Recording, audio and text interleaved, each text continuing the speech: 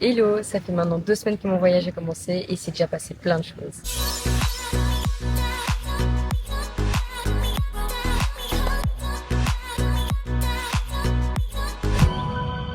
Tout d'abord, comme je vous l'ai dit, je suis arrivée à Bangkok où je suis restée 3-4 jours au total. Du coup, quand j'étais à Bangkok, j'en ai profité pour faire plusieurs choses. Donc, premier truc assez absurde que j'ai découvert, c'est ici pour les taxis, ils ont des mototaxis. C'est pas du tout comme en Europe où genre juste bêtement t'as un Uber, etc. Enfin, il y en a, hein. Donc, ils viennent te chercher sur une moto et genre ils ont pas de casque, pas de gilet, ils ont rien et c'est normal. Genre la première fois que j'en ai pris un, franchement j'ai cru que j'allais mourir parce que en gros le mec il a commencé à rouler à littéralement 90 km/h et à slalomer entre les voitures. Genre ici c'est complètement normal. De un, j'ai jamais atteint ma destination aussi vite de toute ma vie. Mais de deux, j'ai jamais vu autant de fois ma vie défiler devant mes yeux. Genre vraiment c'était assez hallucinant. Ici c'est complètement normal les mototaxis donc faut juste s'y faire. Mais je reste persuadée que, enfin c'est pas que je suis persuadée, c'est que c'est excessivement dangereux. En vrai moi j'ai quand même tenté pour tenter l'expérience mais je recommanderais pas ça parce que je pense que c'est quelque chose d'excessivement dangereux. Non, à côté de ça, j'étais sur Bangkok donc je suis d'abord restée à Bangkok pendant 3-4 jours on va dire. Donc à part les mototaxis, j'ai visité plusieurs temples. J'en ai visité deux. Donc le temple Wat Pho avec un énorme Bouddha allongé de plus de 40 mètres. Et à l'arrière, du coup, il y avait on ne sait pas combien de petits pots qui étaient alignés. Et du coup, en fait, tu donnes un billet de 20 bahts et ils te donnent l'équivalent en petite monnaie. Et tu dois formuler un vœu. Et en passant, tu dois déposer une petite pièce dans chaque pot en espoir que ton vœu se réalise. Et dans le pire des cas, même si ton vœu se réalise pas, en soi, cet argent va quand même être réutilisé pour la rénovation, etc. du temple. Donc c'est pas comme si c'était de l'argent perdu au final. Donc évidemment, je l'ai fait. J'ai fait ça. Ensuite, j'ai visité le Grand Palais. Donc là, c'est le palais du roi. Et ça, pareil, c'était énorme, etc. C'était vraiment beau, très riche. C'était vraiment une expérience incroyable, je trouve. J'ai visité les temples, donc je pense que je vais continuer à faire ça tout au long de mon voyage parce que c'était quand même quelque chose de vraiment chouette. Sinon, un soir, avec mon ami Maxi, dont je vous ai parlé dans une précédente vidéo, je suis allée visiter Chinatown. C'était sympa, un peu déçue, je pensais que c'était bien plus grand que ça, mais en vrai, c'était quand même sympa. Il y avait vraiment beaucoup d'ambiance dans les rues, il y avait des gens qui étaient en train de faire des TikTok, des vidéos, chanter. Il y avait vraiment tout, il y avait tout type de nourriture. C'était vraiment sympa et j'en ai profité pour faire le fish spa. Donc c'est le truc où on met nos pieds dedans et puis le petit poisson il met notre pied. En vrai c'était comique, c'était genre moi qui suis hyper chatouilleuse, j'ai eu beaucoup de mal. Mais en vrai, j'aurais peut-être dû me renseigner avant. Heureusement moi rien ne s'est, enfin j'ai pas eu de problème. Mais c'est quand même pas ouf à faire parce que fatalement vu que tout le monde met ses pieds là-dedans, il pourrait très bien y avoir des maladies qui se propagent, etc. Donc en vrai, je recommande peut-être pas. Ou alors faut vraiment être bien renseigné sur l'endroit où vous allez avant pour être sûr qu'il vous arrive rien. Mais moi, c'était comique, donc j'ai quand même testé l'expérience. Du coup, comme je vous l'ai dit aussi, j'allais pas faire que des hôtels, bien évidemment. Si on est parti en backpack à travers l'Asie, c'est quand même pour vivre l'expérience jusqu'au bout. Donc, chose dite et chose faite, j'ai découvert ma première nuit en hostel. Et comment vous dire que ça va. En vrai, je me suis quand même bien renseignée sur l'hostel. L'hostel était vraiment beau. Le personnel était super sympa. Les trucs, tout était super clean, super bien équipé, etc. J'ai quand même mis dans les critères que je voulais avoir un hostel avec une chambre avec que des filles. Parce que voilà, je ne me sentais pas d'avoir déjà des mecs qui ronflent, etc. Et en vrai, concernant tous les clichés que j'ai entendus concernant les hostels, à part des gens qui...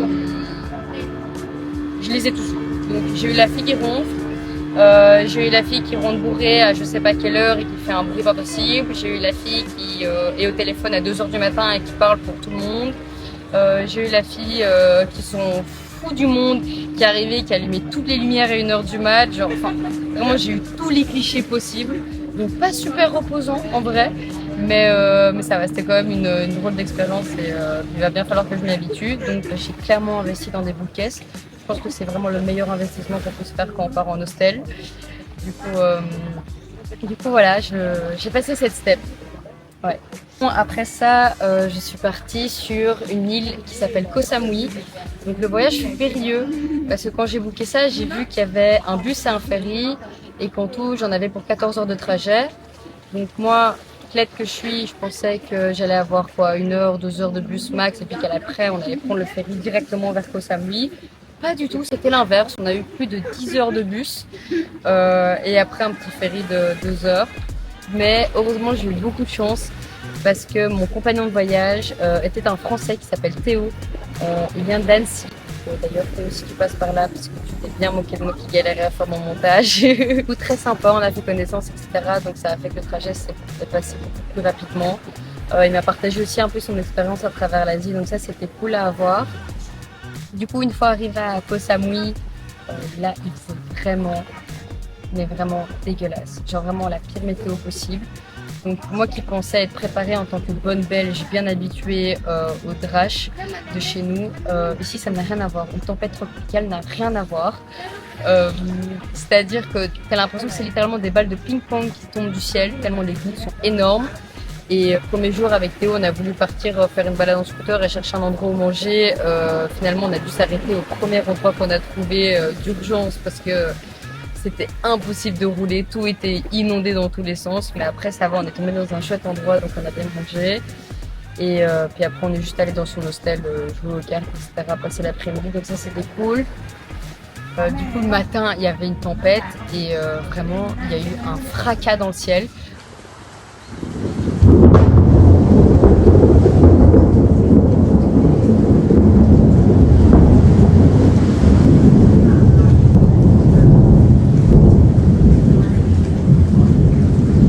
Je me suis dit, mon Dieu, il y a un truc qui est tombé, un arbre ou quoi. Non, c'est juste la tempête. C'est tout à fait normal ici.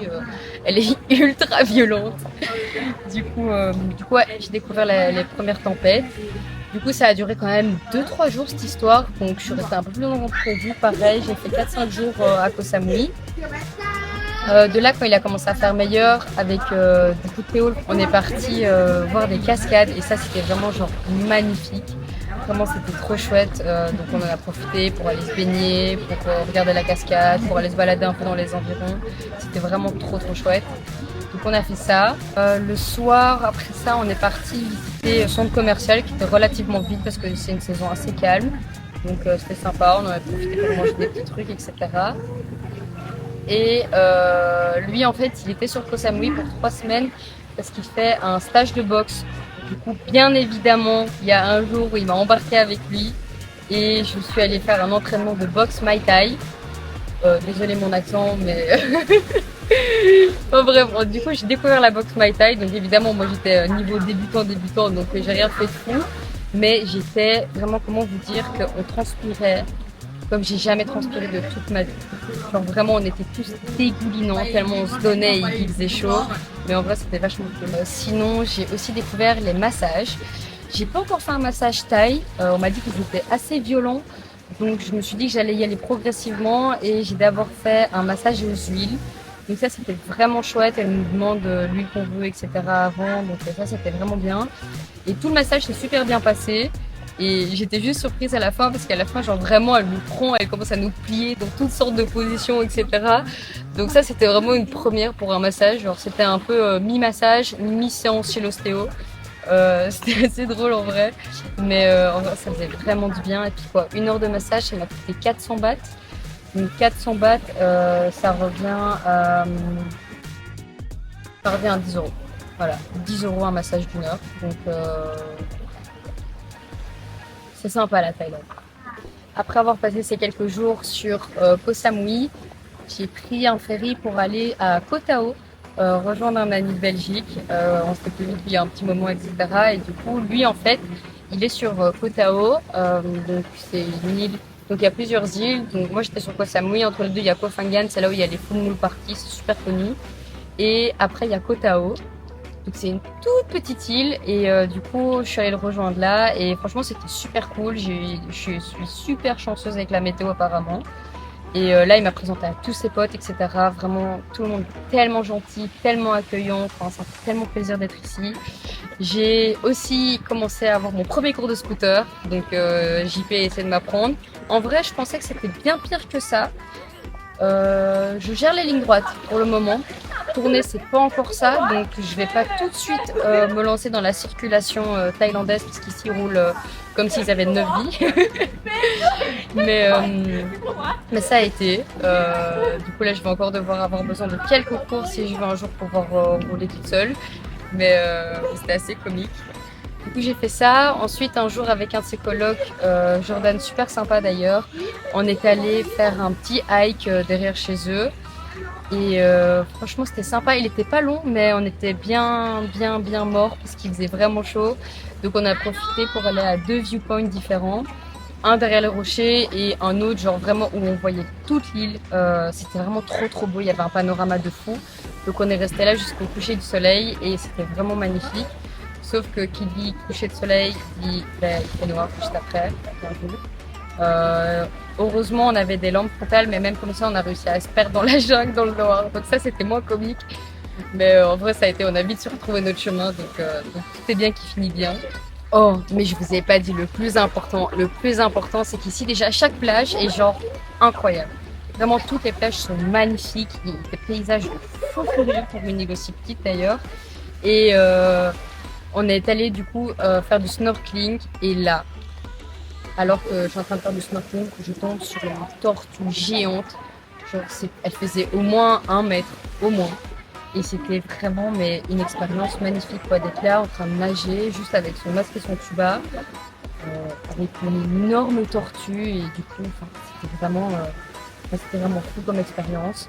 Même un autre jour on est allé pareil, on va sur une plage et là juste au bord de l'eau il y avait des bébés requins pointe noire et du coup pareil on a tous couru dans l'eau pour aller nager avec eux. Enfin franchement c'était incroyable, j'ai réussi à faire une vidéo d'ailleurs. Malheureusement pas de la tortue mais du requin oui, et franchement c'était fou quoi. Et dire que JP c'est sa vie ici, genre c'est tout à fait normal quoi. Ils se réveillent, ils vont à la plage avec les potes, ils vont faire la plongée, c'est vraiment incroyable et les couchers de soleil ici sont juste lunaires. Vraiment je comprends pourquoi il y a beaucoup de gens qui restent bloqués ici quoi. Du coup voilà, c'est à peu près tout pour mes 2 premières semaines en Thaïlande. Je suis vraiment consciente de la chance que j'ai et je suis vraiment tellement heureuse de pouvoir vivre cette expérience et je le recommanderais à n'importe qui parce que c'est vraiment fou. Et dire que ça fait seulement 2 semaines, donc je suis vraiment pas au bout de mes surprises. Du coup voilà, je suis contente de pouvoir partager tout ça avec vous et j'ai hâte de pouvoir vous en raconter davantage. Bisous.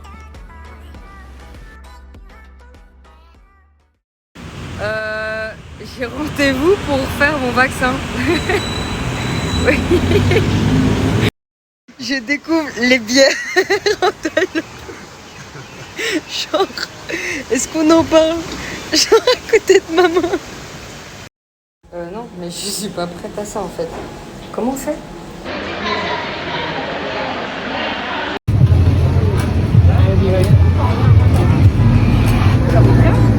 Ça vaut le coup, ça pousse, genre.